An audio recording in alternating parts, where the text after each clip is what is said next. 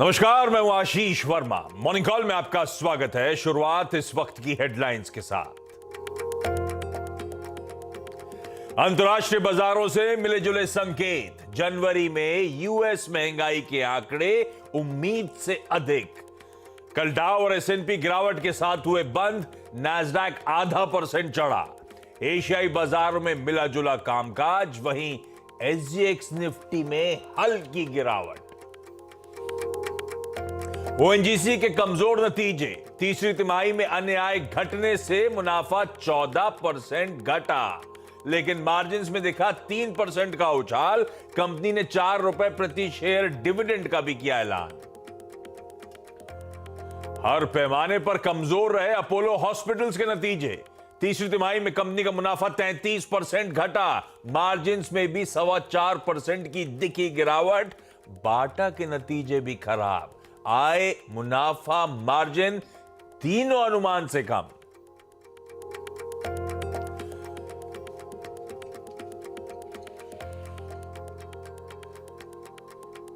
आज सेबी बोर्ड और वित्त मंत्री की बैठक। अदानी मामले में चल रही जांच का दे सकते हैं ब्यौरा।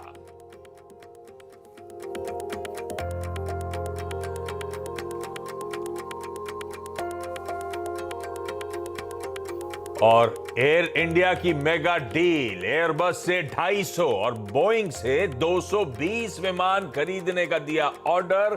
अमेरिकी राष्ट्रपति बोले, समझौता ऐतिहासिक। 10 लाख लोगों को मिलेगी नौकरी।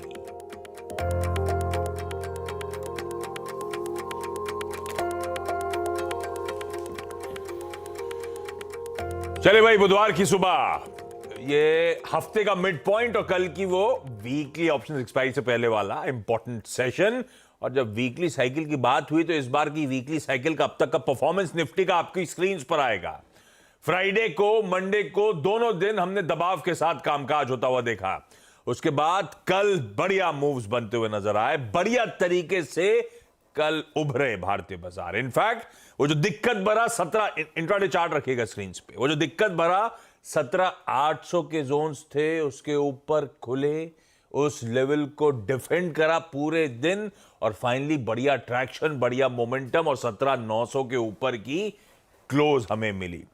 तो उस लेवल्स के कंफर्टेबली 17,900 के ऊपर जाके बंद हुए। वो जो टाइट रेंज में कंसोलिडेशन की दिक्कतें थी, एटलीस्ट वो ट्रेंड स्क्रीन पे टूटता हुआ नजर आया। और अच्छा, वो इंडेक्स की कंट्रीब्यूशन प्लेट आपकी स्क्रीन पर आएगी। लार्जली वो हेवी वेट्स की तम पर कल बढ़िया निफ्टी के मूव्स थे। ब्रॉडर मार्केट सल्क कर रहे थे, उन सब पे मैं आगे चर्चा करता चले जाऊंगा। पर आज खुलते ही हमको वो यूएस के ऑल इंपॉर्टेंट सीपीआई इन्फ्लेशन कह लीजिए, रिटेल इन्फ्लेशन के नंबर्स जनवरी के जो आए हैं उस पे रिएक्ट करना है।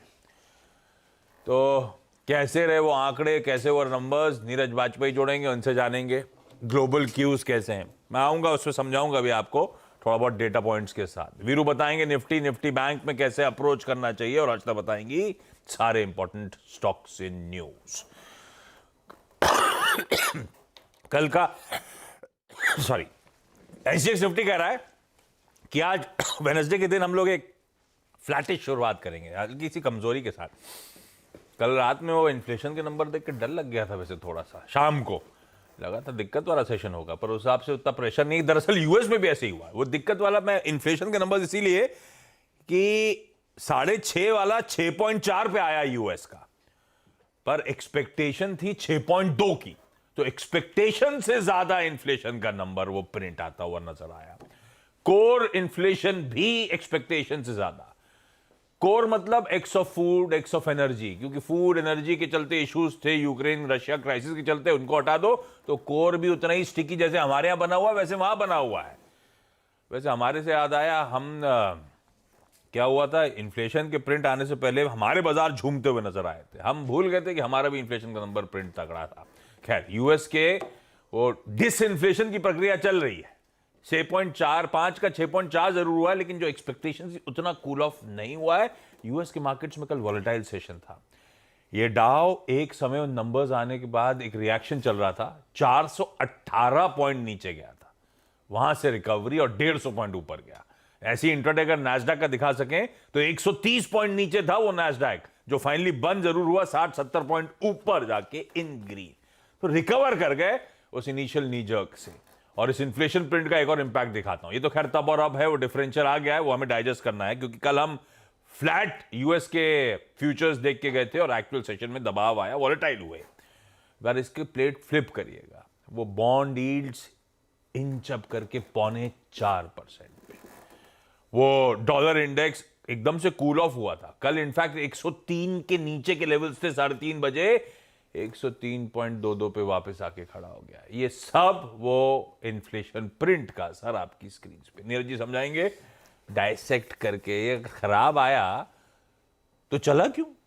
वो ऐसे बोल रहा है कि स्टॉक नीचे जा रहा था, मैंने ले लिया और नीचे चला गया।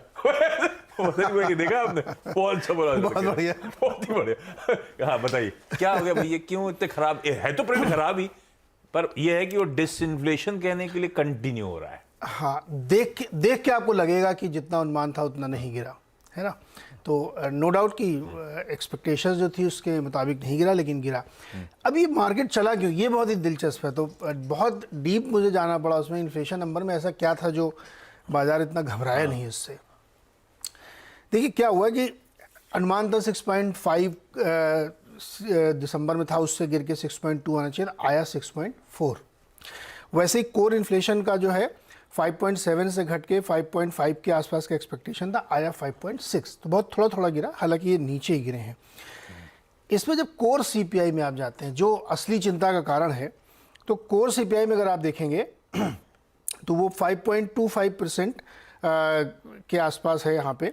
और अब ये माना जा रहा है कि जिस उसके अंदर जो कंट्रीब्यूशन है कोर के अंदर, उसको समझने की कोशिश करिए। कोर के अंदर 40% का कंट्रीब्यूशन है हाउसिंग और रेंटल का, और हाउसिंग और रेंटल बिल्कुल नीचे नहीं आए हैं, रादर कि वो ऊपर है। और वो रेंटल कैलकुलेशन के तरीके में भी बदलाव में आया है। एग्जैक्टली। तो उसकी वजह से आपको ये इन्फ्लेशन ऊपर दिख रहा है। आप ये समझिए कि जो कोर इन्फ्लेशन है वो 40% कंट्रीब्यूट करता है इसमें, और 9% एनुअलाइज पे चल रहा है। तो उसकी वजह से ये पूरा नंबर ऊपर है। बाकी 60% का जो कंट्रीब्यूशन है सब नीचे है। तो इस वन ऑफ को अगर आप हटा दें तो इन्फ्लेशन नंबर नीचे है। और ये वन ऑफ इसलिए मैं कह रहा हूँ कि नीचे आएगा क्योंकि बहुत तेज़ी से वहाँ पे हाउसिंग के दाम वगैरह नीचे आ रहे हैं। तो इसलिए ज़्यादा घबराने की ज़रूरत नहीं थी मार्केट को। मार्केट ने जो इसको डाइसेक्ट किया तो उसको लगा कि नहीं नंबर इतने ख़राब नहीं है, इसीलिए निचले स्तर से अच्छी रिकवरी वहाँ पे देखने को मिली। बाद में फिर काफ़ी वोलेटाइल सेशन था, फ्लैट जाके बंद हुए, बल्कि टेक्नोलॉजी वाले शेयर्स में तो तेज़ी भी रही वहाँ पे। तो ये एक बहुत ही इंपॉर्टेंट पॉइंट था, इसको समझना चाहिए। तो नंबर देख के आपको शुरुआत में लगेगा बहुत ख़राब है, लेकिन एक्चुअली उतने ख़राब नंबर नहीं है। तो इसलिए कोर सीपीआई और सीपीआई को आप देखिए। तीसरी एक महत्वपूर्ण चीज़ हुई है, क्रूड ऑयल में नरमी आई है। 2% क्रूड ऑयल गिरा है, जबकि चाइना की तरफ से डिमांड अच्छी आ रही है, रशिया प्रोडक्शन कट कर रहा है। ये ऐसा इसलिए हुआ क्योंकि यूएस ने कहा है कि वो 26 million barrel per day SPR से क्रूड रिलीज़ करेंगे। एसपीआर मतलब जो उनका स्ट्रेटेजिक रिजर्व होता है, जो बहुत आपातकाल की रखा था, लेकिन लगातार यूएस उसमें से तेल रिलीज़ कर रहा है, जिसकी वजह से दाम नीचे आए हैं। तो क्रूड इसकी वजह से नीचे आ गया।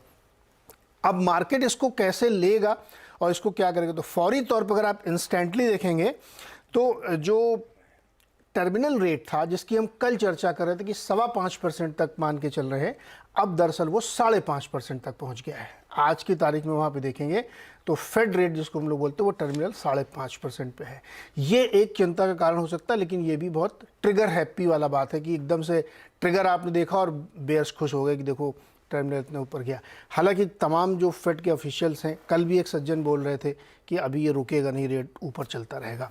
तो तुरंत तौर पे आप देख सकते हैं कि नंबर दबाव में है, लेकिन मुझे लगता है कि इन्फ्लेशन, जैसे मैंने कल कहा था कि ट्रैजेक्टरी नीचे की तरफ है, वो लगातार नीचे आ रहे हैं। तो बहुत ज़्यादा ऐसी चिंता की बात नहीं है, लेकिन हाँ, भारत का इन्फ्लेशन आपके लिए चिंता पैदा कर रहा है। हम तो मस्ती में थे, नहीं डरे चला था उनकी इन्फ्लेशन तो पहले तो हम भी चल लिए। ठीक है, लेकिन उसकी इंपॉर्टेंस ज़्यादा है। ठीक है भैया। तो ये है डायसेक्ट करके। हेडलाइन में लगेगा कि इन्फ्लेशन एक्सपेक्टेशन से ज्यादा आया है, पर जो ज्यादा आया है उसमें वन ऑफ्स है, इसीलिए शायद बाजार घबरा नहीं रहा है। इसीलिए लो से कल यूएस में जबरदस्त रिकवरी। इनफैक्ट नैस्डैक तो 0.5% मजबूत होकर बंद होता हुआ नजर आया। तो बढ़िया, कल ये है इंटरनल्स, इसीलिए आप देख रहे हैं इस तरह को एक ग्लोबली सेल ऑफ नजर नहीं आ रहा है। कल वीरू ने एक शायरी लिखी थी, वो शायरी जरा वैलेंटाइंस डे वाली स्क्रीन पर लिखिएगा। जाते जाते लाइन थी और दिल दो दिखाइए यार, छुटकारा इस दायरे से मेरा, दिला दो छुटकारा इस दायरे से मेरा, 2 हफ्ते से मेरे पीछे पड़ा है। तो भैया वो लगातार कंसोलिडेशन के बाद कल छुटकारा तो मिल गया है, बढ़िया मूव्स बनते हुए नजर आए। पर ये ठीक है कि एक रेंज में थे, उससे हम लोग मोमेंटम पिकअप करने की कोशिश कर रहे हैं। पर क्या वाकई रेंज को तोड़ दिया? हम एक ड्राइंग लेके आए हैं आज, दिखाइए जरा निफ्टी की ड्राइंग हमारी, दिखाएंगे नहीं क्या? एक फुल फ्रेम में दिखाइए ना प्लीज। निफ्टी आएगा, हम ड्राइंग लाए आपके लिए, देखिए हम ड्राइंग बनाया है। क्या बात में 2 लाइनें दिख रही हैं आपको, है ना?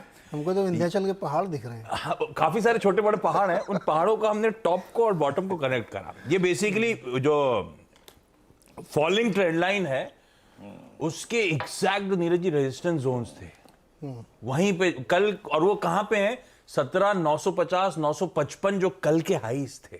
तो हमने दरअसल उस रेंज को नहीं तोड़ा, तो बड़ा प्रिकेरियस लेवल पे आके खड़े हुए हैं। ये तो ऐसे हमने तक बनाए थे, ऐसी मजा है, हमने कहा दिखा दें, लेकिन इसको बताएंगे वीरू, आपको समझाएंगे। वीरू कैसे अप्रोच करा जाए? वो बढ़िया, वो 17,800 के आपने लेवल्स की चर्चा करी थी कल। 17,800 के ऊपर खुले उन लेवल्स को, वो 826 के ऊपर जाएगा तो खूब तेजी पकड़ेगा। हुआ, वो कॉल राइटर्स एग्रेसिवली अनवाइंड करते हुए नजर आए, स्क्रीन ब्यूटीफुली वैसी प्ले आउट हुई थी। अब क्या करना है, और क्या कल का अपटिक वाकई मीनिंगफुल है या अभी भी इफ्स एंड बट्स लगे हुए हैं? जी देखिए आशीष, आपने जिक्र किया दायरा टूटने का। दायरा अभी भी पीछे पड़ा है, सामने 50 डेमा खड़ा है, मतलब 2 लाइनें और जोड़ दीजिए इसमें। कल का जो हाई था एग्जैक्टली 17,954, 17,954, जो आपने ट्रेंड लाइन खूबसूरती से खींची, उसका हाई क्या है? एग्जैक्टली 17,954। कल का हमारा हाई, कल की हमारी रणनीति का एक पॉइंट मेंशन था clear, book your profits at 910,954, वो था 50 डे एक्सपोनेंशियल एवरेज। ट्रेड था 984 के ऊपर, मतलब 824 के ऊपर।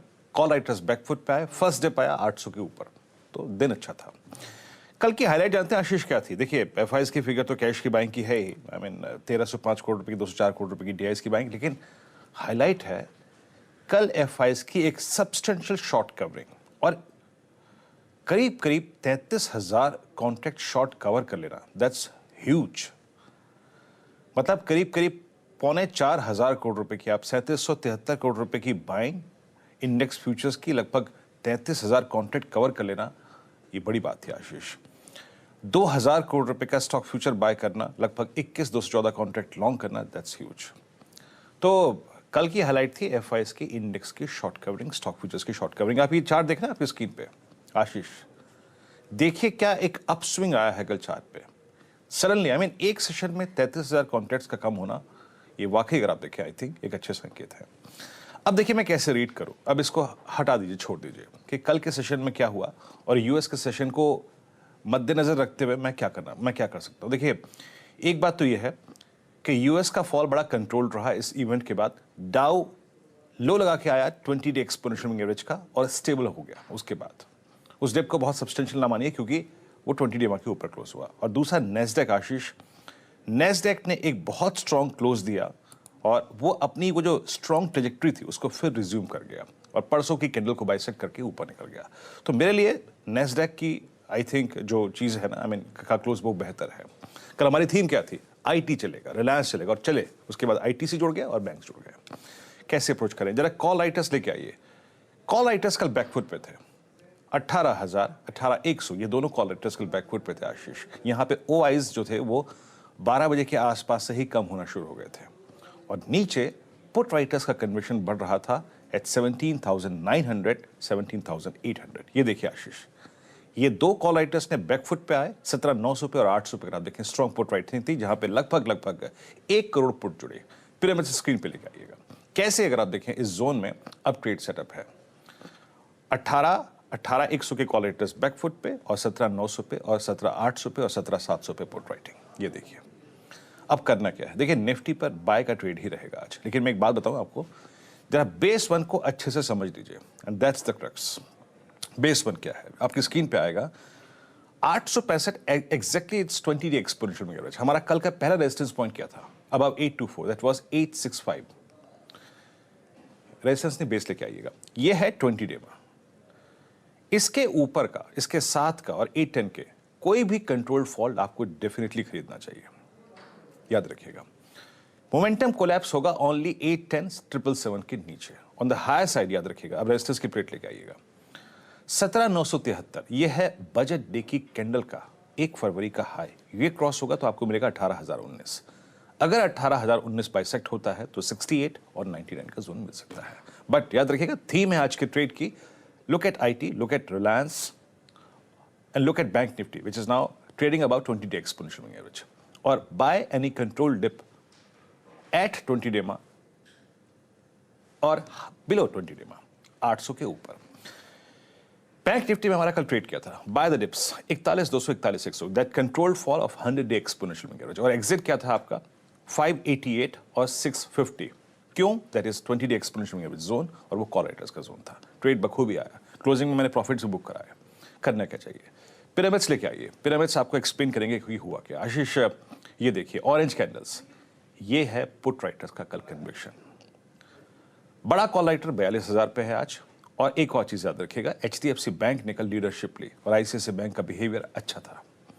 यहां पर भी अप्रोच ये रहेगी base one is dominated buy put writers conviction, आपके स्क्रीन पे आएगा, and that base one is 41,481 और 41,370। इसके ऊपर और इसके साथ का कोई भी डिप बाय कीजिएगा। टसल जोन, मुश्किल जोन क्या है 861, 41,861 रेजिस्टेंस के प्लेट में मेंशन है। क्या है वो 41,861? जैसे कल निफ्टी का हाई था 17,954, दैट वाज 50 डे में, वैसे ही वो 50 डे में है बैंक निफ्टी का। ये क्रॉस होगा तो आपको 42,010 मिल सकता है। दोनों इंडेक्सेस पे थीम ट्रेड की है by the controlled fall eight base one. Ashish, beautiful, ये बात सही है। कल ह्यूज शॉर्ट कवरिंग की जो वीरू ने बात करी, कल परसों के सेशन के क्लोजिंग पे 82% FIs के नेट शॉर्ट्स थे, वो कल रिड्यूस होके 73% हो गए, 26-27% लॉन्ग्स हो गए। तो बढ़िया शॉर्ट कवरिंग के मूव्स आए। FI की बाइंग का आंकड़ा देखिए, 2 दिन से मैं कह रहा था लार्ज ट्रेड्स, पहले फ्राइडे को था पेटीएम, उसके बाद कोफोर्ज, कल लेकिन जेन्युइन FI की बाइंग का आंकड़ा है। कल कोई लार्ज ट्रेड नहीं था, बस सिर्फ इसके फिनिक्स मिल्स में एक नमूरा ने माल उठाया, वो भी 180-185 करोड़ रुपए के आसपास का। तो ये जेन्युइन बाइंग का आंकड़ा है, कल लार्ज ट्रेड नहीं थे। ये दूसरी अच्छी बात। रखिए रेडार पे भाई, कुछ कल मैं ऐसी मेंशन भी कर रहा था। कल वैसे हमने बताना भूल गया, भारी पड़ा मंगल, भारी पड़ा वैलेंटाइंस की हिस्ट्री के हिसाब से, है ना। ट्रेंड बदल गया, वो प्लेट खराब हो गई, अगले हफ्ते अगले साल यूज नहीं कर पाऊंगा। मैंने कहा था मंगल। हाँ, पर मंगल का भी डेटा लेकर आ गए थे टुंगनाथ। क्या बोले इस सदी में 4 ऐसे कोइंसिडेंट्स पड़े हैं। सदी में? हाँ, मतलब 2000 ऑनवर्ड्स, इन 23 सालों में 4 ऐसे वैलेंटाइन से जो मंगल के दिन पड़े। लाल हरा हो गए।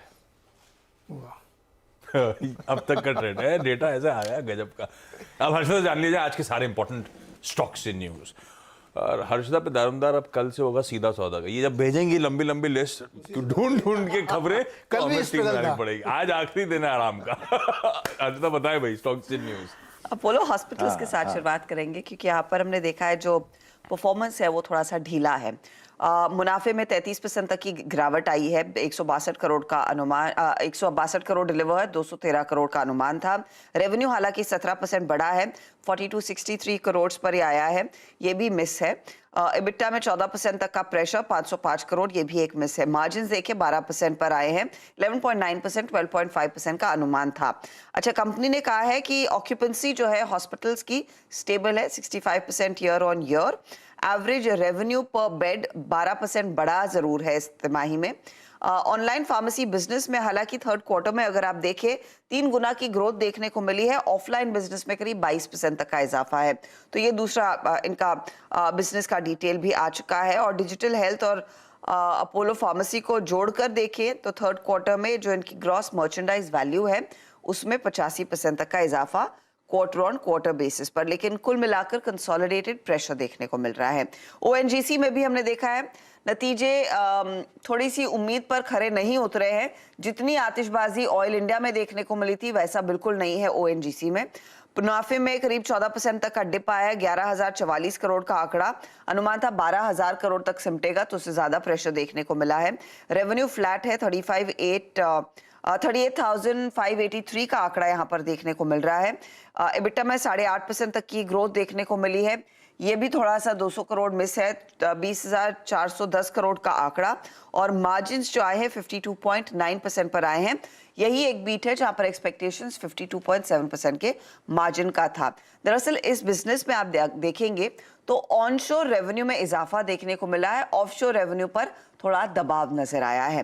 अब बायोकॉन की भी बात कर ले, जहां पर नेट लॉस आया है करीब 42 करोड़ का, एक्सपेक्टेशन था 194 करोड़ के प्रॉफिट का। तो लॉस आया है क्योंकि यहां पर एक थोड़ा सा exceptional one time loss, exceptional loss 271 crore का एक्विजिशन से जुड़ा हुआ। रेवेन्यू ऐसे देखे 35% की वृद्धि दिखा रहा है, 2,941 करोड़ का फिगर। एबिटा में 32% तक का इजाफा, 644 करोड़ का आंकड़ा, मार्जिन्स 22% पर आ गए हैं। तो रेवेन्यू और ऑपरेटिंग नंबर्स देखेंगे तो बेहतर हैं, बस वो प्रॉफिट जो लॉस में आया है वो एक्सेप्शनल आइटम के चलते दबाव में है। बायोसिमिलर बिजनेस में रिकॉर्ड क्वार्टरली रेवेन्यू कंपनी ने दिखाया है, 54% जो एनुअल ग्रोथ देखने को मिली है उसके चलते। पीआई इंडस्ट्रीज, यहां पर आप गौर करेंगे तो मुनाफा जो है वो 57 से 58% बढ़ा है, उम्मीद से बेहतर आंकड़ा 351 करोड़ का। रेवेन्यू में 19% तक की ग्रोथ, 1613 करोड़ के आसपास ये आंकड़ा आया है। और एबिटा में हम देख रहे हैं ये भी एक बीट है, 40% तक का इजाफा। कंपनी का एक्सपोर्ट बिजनेस 23% बढ़ रहा है, domestic business quarter on quarter basis पर सिर्फ 2% की ग्रोथ दिखा रहा है। मार्जिन इंप्रूव हुए हैं क्योंकि फेवरेबल प्रोडक्ट मिक्स आया है, तो उसका कुछ फायदा देखने को मिला है। एनएमडीसी ने निराश किया है, मुनाफे में 55% तक का दबाव, रेवेन्यू दबाव में है, एबिटा दबाव में है, एवरेज रियलाइजेशन पर टन 35% घटी है ईयर ऑन ईयर, और टोटल सेल वॉल्यूम भी 3% घटा है। तो ये खराब परफॉर्मेंस कंपनी का। इनफैक्ट कई सारे स्टॉक्स हैं जिन पर रिएक्शन देखने को मिलेगा, लेकिन ये प्राइमरी वो स्टॉक्स है जिन पर आप पहले नंबर्स के लिहाज से देखेंगे। और एक और बड़ी खबर, ऑफ कोर्स इसका स्टॉक से सीधा लेना देना है नहीं, लेकिन जो एयर इंडिया ने बोइंग को ऑर्डर दिया है, 250 एयरक्राफ्ट एयरबस से खरीदे जाएंगे, करीब 470 एयरक्राफ्ट और जोड़ने वाला है दरअसल एयर इंडिया। बोइंग से करीब 220 एयरक्राफ्ट आएंगे, एयरबस से 250 एयरक्राफ्ट आएंगे। तो ये इनफैक्ट बड़ा एलओआई इन्होंने साइन किया है। अब इमीडिएटली डिलीवरी की टाइमलाइन नहीं आई है, लेकिन इवेंचुअली इसका इम्पैक्ट थोड़ा सा बाकी एविएशन कंपनियों पर सेंटिमेंटली पड़ता हुआ दिखाई देगा, क्योंकि क्लियरली नए एयरक्राफ्ट एयर इंडिया अक्वायर करना चाहता है, अपनी फ्लीट को और भी बेहतर करने की यहाँ पर कोशिश। गजब कर दिया महाराजा ने, इस तरह का हम बहुत गजब, इस तरह का इतना तगड़ा ऑर्डर है ये। यार पूरी फ्लीट पुरानी भी, मैं अभी रिसेंटली मैं आया हूँ ना 2 दिन पहले, बहुत ही खराब फ्लाइट थी, बहुत पुरानी, बदलना जरूरी है। ठीक है, बदल रहा है बेचारा टाटा, लेकिन गजब का ऑर्डर। ये अगर हमारा HAL ये सब बनाता था, ये कमर्शियल बना लेता तो कितना लाइफ बढ़िया रहती। लाइफ तो बढ़िया। वो जो क्या प्रचंड ये नाम एक का बार कोई इससे है याद आया, बाइडेन साहब बोले 10 लाख जॉब्स क्रिएट होंगे। ये जॉब्स डेटा तो आपको बिगड़ते चले जाएगा यार। क्या? एक्चुअली ठीक है, ये जॉब्स हमारे पास आ सकते थे, टेक्नोलॉजी थोड़ा सा। HAL ज्यादा बना क्यों नहीं सकता? नो टाइम कितना है इनके पास, पहले डिफेंस ऑर्डर्स ही कर बना सकता। इवेंचुअली बनाने में, एक चाइना ने कम्पीट जरूर करा है, बोइंग और एयरबस से, उसने अपनी फ्लीट डेवलप करी है तगड़ी कमर्शियल फ्लाइट की। बाजार दुनिया में इन दोनों का दबदबा बढ़ता तगड़ा है कि कोई और बना नहीं पाता। वैसे एविएशन का टॉपिक है, वीरू अगर बोलना शुरू कर दिया तो आधा घंटा बोल सकते हैं, मैं ब्रेक ले लेता हूँ। ब्रेक के उस पार जब लौटूंगा आज का इवेंट्स कैलेंडर और साथ साथ कमोडिटी करेंसी मार्केट्स की टॉप स्ट्रैटेजीज है। चलिए, ब्रेक के बाद आपका स्वागत है। सबसे पहले तो यूएस के इन्फ्लेशन प्रिंट पे अब हम रिएक्ट करेंगे। आज वैसे काम के कोई, हमने मजाक में कहा था हर्षदा के ऊपर का दारोमदार, दरअसल क्या है, अब रिजल्ट सीजन खत्म, आज एक भी नंबर काम का नहीं आना, बल्कि आने ही एक का दुक्का कंपनियों के जिनको मेंशन करने की जरूरत नहीं है। तो रिजल्ट सीजन खत्म। अदानी इशू पर सेबी का बोर्ड कहा जा रहा है FM निर्मला सीतारमण से आज मुलाकात करेगा। दरअसल अब तक अदानी प्रोब का इन्वेस्टिगेशन का अपडेट जो है शायद वो एफएम साहिबा के साथ शेयर किया जाए। दो इंपॉर्टेंट, अच्छा एफएम साहिबा का नाम लिया तो आज एफएम फिर से बजट पे बोलती हुई नजर आएंगी। PhD chamber of commerce and industry के को एड्रेस करेंगी। वे पोस्ट बजट इंटरेक्टिव सेशन जो प्लान होते हैं उसी में इस चेंबर को एड्रेस किया जाएगा। एक्स डिविडेंड, दो इंपॉर्टेंट स्टॉक्स, सबसे इंपॉर्टेंट तो आईटीसी, आज 6 रुपए का डिविडेंड एडजस्टमेंट प्ले आउट होगा। साथ में जोड़ दीजिए कैम्स जहां पे 10.5 रुपए का। हमारा बैलेंस ऑफ ट्रेड, हमारा इंपोर्ट और एक्सपोर्ट का डेटा आज शाम को 6 बजे आएगा। ग्लोबली यूके का इन्फ्लेशन नंबर, यूरोजोन का ट्रेड बैलेंस और उनका इंडस्ट्रियल प्रोडक्शन और यूएस का रिटेल सेल्स। अब इन्फ्लेशन के नंबर्स के बाद दूसरा इंपॉर्टेंट नंबर वो आ जाएगा। वेस्ट बंगाल की सरकार आज अपना बजट पेश करेगी। राहुल गांधी जी को समय दिया गया था, आज तक का कई सारे नोटिसेस जो उनके थे पीएम मोदी के रिमार्क्स पर, वो थैंक्स क्या मोशन ऑफ थैंक्स की जो स्पीच थी उसको रिलेटेड, तो आज इनका जवाब देना है इनको। और वैलेंटाइंस खत्म, आज है सिंगल्स अवेयरनेस डे। इसमें क्या होता है? कुछ नहीं, ये बस रिमाइंड करने के लिए कि कोई देयर इज नथिंग रॉन्ग अगर आप सिंगल होते कल पता आपको एक ट्वीट आपके उस पर लिखा था, पहले तो किसी ने आपके लिए कविता लिखी है, अब वो गजब चैट बीट उसके रिप्लाई में जो लिखा है कि कल मैं जगजीत सिंह की गजलें सुन रहा था, सुन के मैं बहुत ऐसा मुझे लगा मेरी 10-12 गर्लफ्रेंड मेरी गर्लफ्रेंड चली गई है, मैं बहुत रोया। फिर याद आया मुझे कि मेरी तो गर्लफ्रेंड ही नहीं है, फिर मैं और रोया। फिर याद आया कि मेरी शादी हो चुकी है, फिर मैं और रोया। टू गुड, मतलब क्लास है कॉमेडी का। जाते केडिया कमोडिटी से मांगी थी आज अजय केडिया साहब से। वीरू कुछ कह रहा हूँ, सॉरी वीरू क्या कह रहा हूँ? मैंने आशीष रात को ना एग्जैक्टली सोते वक्त वो ट्वीट देखा था। मैंने एग्जैक्टली सोते वक्त वो ट्वीट देखा था, गजब ट्वीट था, गजब ट्वीट था, बहुत हंसी आई, पर मैंने अपनी वाइफ को बताया नहीं। वो केडिया कमोडिटी, अजय केडिया साहब से कमोडिटी की पिक्स मांगी थी, प्लीज क्विकली स्क्रीन पे दिखा दीजिए। आज कहाँ रखनी है नजर हम लोगों को? MCX गोल्ड बेचने के मौके हैं 57,100 के स्टॉप के साथ, और जिंक में भी बिकवाली करने का कॉल 278 के स्टॉप के साथ। जाते थे SGX निफ्टी 1/4% नीचे। मॉर्निंग कॉल में आज के लिए इतना ही। ब्रेक का समय, ब्रेक के उस पर लौटेंगे सीधा सौदा के साथ। नमस्कार।